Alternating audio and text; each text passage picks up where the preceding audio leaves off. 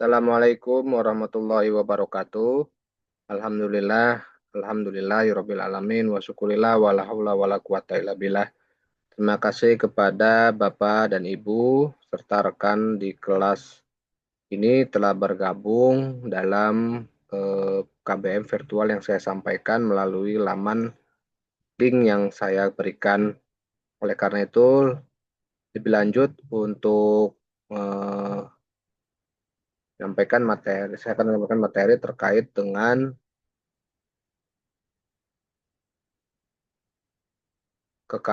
ekuitas kekayaan pemilik.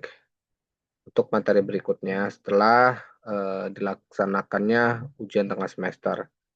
Baik, kita langsung saja masuk ke materi berikut ini, yaitu tentang ekuitas atau kekayaan pemilik, di mana dalam hal ini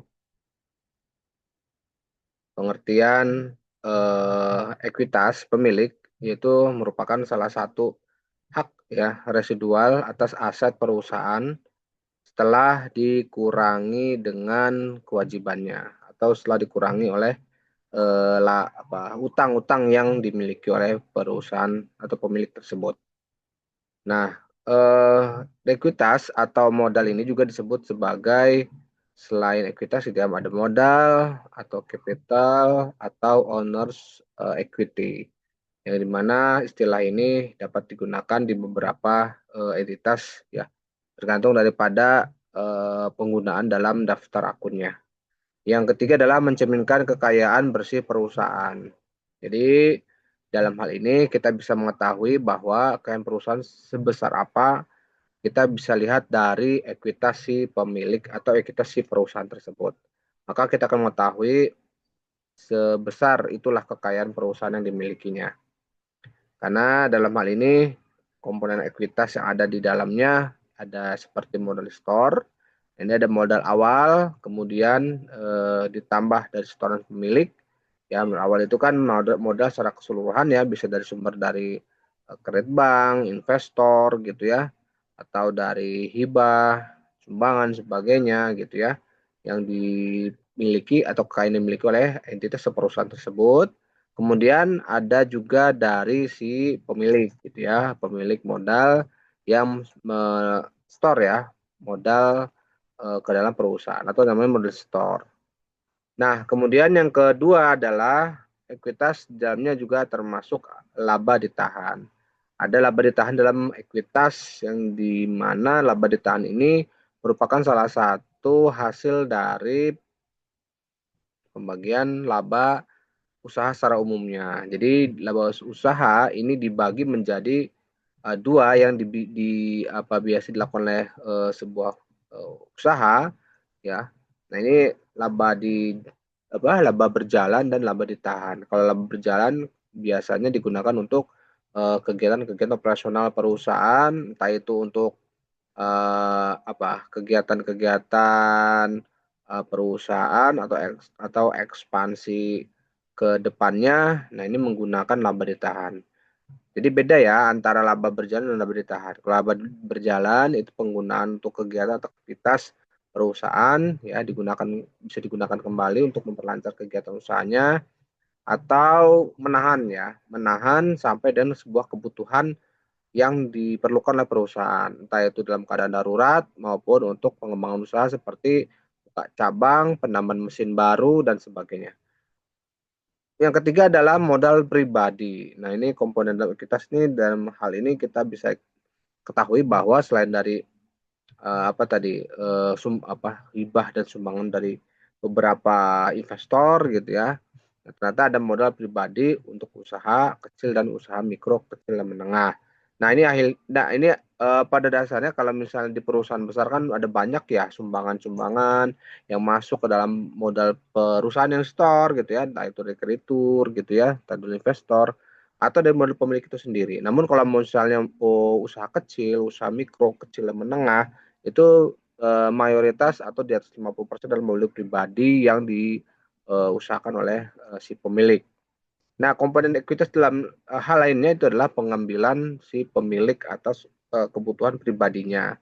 Nah, ini sebagai salah satu bentuk prive ya, tapi tidak bisa di diambil secara di luar ketentuan karena memang PrEP ini penggunaannya juga dibatasi gitu ya.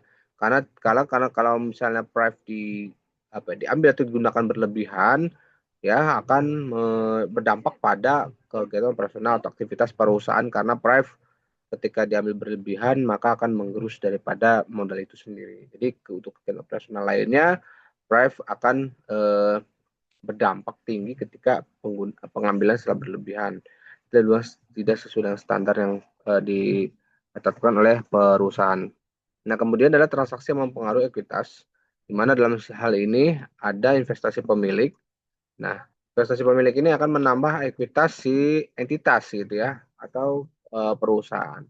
Nah, karena investasi ini akan menambah jumlah ekuitas atau modal yang dimiliki oleh perusahaan.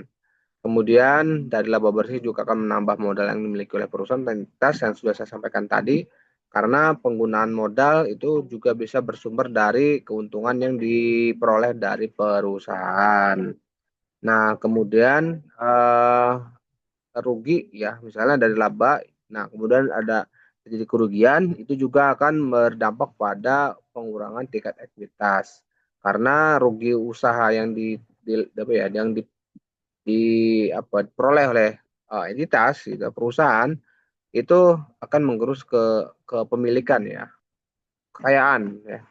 Karena berdampak juga kepada nanti pada saat perusahaan akan melakukan aktivitasnya lagi gitu ya. Karena rugi tidak ada penambahan dari jumlah modal yang ada. Nah, kemudian ada price tadi juga sama ya, mengurangi daripada penggunaan ekuitas. Nah, ekuitas sendiri ketika uh, terjadi banyak ya pengambilan ya secara pribadi atau private ini juga akan berdampak pada kepemilikan atau kekayaan yang dimiliki oleh pemilik. Nah, otomatis kegiatan operasional perusahaan atau usaha ini akan lambat laun tidak bisa berjalan dengan optimal karena banyaknya price gitu ya. Nah, maka dari itu setiap usaha atau setiap entitas itu memiliki standar ketika pemilik ingin mengambil dana pribadinya gitu atau price ini. Karena tidak serta-merta seenaknya gitu ya mengambil dana yang berlebihan gitu. Walaupun itu usaha kita sendiri yang punya kita sendiri gitu ya. Memang seharusnya seperti itu gitu ya. Tapi kenyataannya memang ada gitu ya. Memang ada pemilik yang seenaknya gitu ya mengambil secara tidak di luar daripada standar yang ada gitu ya dan mengakibatkan pada entitas tersebut mengalami kalau bisa dibilang mati suri gitu ya. Sebenarnya si entitasnya mati belum gitu ya, hidupnya juga kayak mau mati gitu ya. Jadi artinya sebenarnya di pertengahan simpang jalan gitu ya antara mati dan hidup dan mati entitas tersebut gitu. Maka dari itu si pemilik ini harus mengelola ya keuangan yang ada. Jadi supaya lembaga atau entitas yang ini tidak ada pengurangan daripada dari PREV itu sendiri. Nah, kemudian adalah penyajian ekuitas dalam laporan keuangan. Ini di akhir kita akan saya akan membahas mengenai ekuitas yang ditampilkan pada bagian neraca akhir. Yang pada umumnya dalam hal ini ada dalam neraca ya atau laporan proses keuangan itu ada modal ya, modal. Di sini modal-modal yang seperti biasa yang sudah saya sampaikan sebelumnya.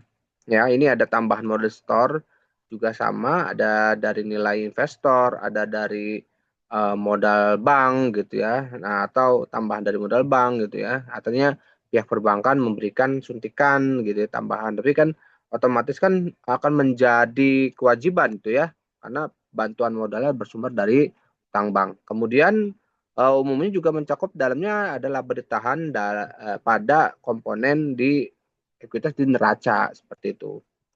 Yang dimana dalam laba ditahan ini tadi penggunaannya tapi tidak bisa serta-merta laba berjalan juga bisa di ekuitas neracanya gitu ya. Nah, jadi laba ditahan ini masuk dalam komponen di akun ada dalam LPK atau neraca. Itu laporan proses keuangan. Ya, dalam komponen ekuitas ada modal misalnya gitu ya, ada modal, ada berusaha gitu ya, berusaha, ada modal pemilik gitu ya. kemudian ada modal investor gitu ya, ada modal bank dan sebagainya, bisa dirinci di daftar akunnya gitu ya dalam ekuitas di LPK atau neraca itu. Kemudian adalah update tahan dan penghasilan kompresif lainnya atau penghasilan tambahan lainnya. Ketika masuk ke dalam penambahan komponen dari ekuitas gitu ya.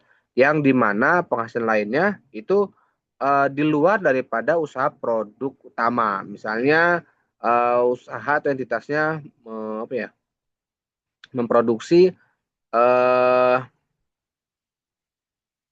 bukan memproduksi ya, usaha dagang lah misalnya, usaha dagang si perusahaannya atau usahanya itu menjual eh, pakaian muslim gitu ya, pakaian muslim. Jadi mukena, kemudian baju koko, kemudian hijab, gamis gitu ya, pet, ya gitu, pakaian ya, pakaian. Nah, kemudian ada lagi penghasilan kompresif lainnya. Nah, ini yang di luar daripada produk utama. Misalnya ada tambahan-tambahan aksesoris lainnya, ada bros untuk di baju, hijab apa namanya itu? Hijab pakaian muslimnya, ada brosnya, kemudian pecinya itu kan tambahan-tambahan di luar produk pokok gitu ya, produk utama gitu ya. Peci, sejadah, tasbih, brosnya, kemudian selendang dan sebagainya lah seperti itu. Jadi ada penghasilan tambahan lainnya untuk